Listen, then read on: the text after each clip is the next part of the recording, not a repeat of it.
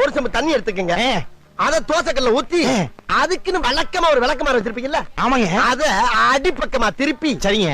வரட்டுன்னு ஒரு 4 இழுப்பு இழுத்து சரிங்க. நல்லா கழுவி விட்டுருங்க. சரிங்க. ஒரு கிண்ண நிறைய மாவு எடுத்து பெரிய ரவுண்டாவும் இல்லாம சின்ன ரவுண்டாவும் இல்லாம சரிங்க. பொதுவா ஒரு ரவுண்ட ஊத்தி 4-5 வெங்காயத்தை போட்டு அள்ளி பொடி பொடியா நறுக்கி அப்படியே மேலாப்ல பரபரன்னு தூவி விட்டு சரிங்க. ஒரு நீளமான கேரட் எடுத்து அதையும் பொடி பொடியா நறுக்கி சரிங்க. அப்படியே மேலாப்ல பரபரப்பா தூவி விட்டு சரிங்க.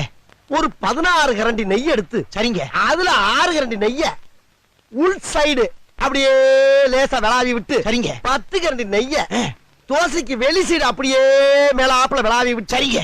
இட்லி பொடி இருக்கு பாத்தீங்களா, அத அப்படியே அள்ளி மலை சாரல் மாதிரி அதை மேலாப்ல பரபரன்னு அப்படியே பேய விட்டு சரிங்க. பொத்துனாப்ல அப்படி ஒரு பரட்டு இப்படி ஒரு பரட்டு அப்படியே ரெட்டி கலர்ல முருக விட்டு கமன்னு ஒரு ஊத்தப்பத்தை எடுத்து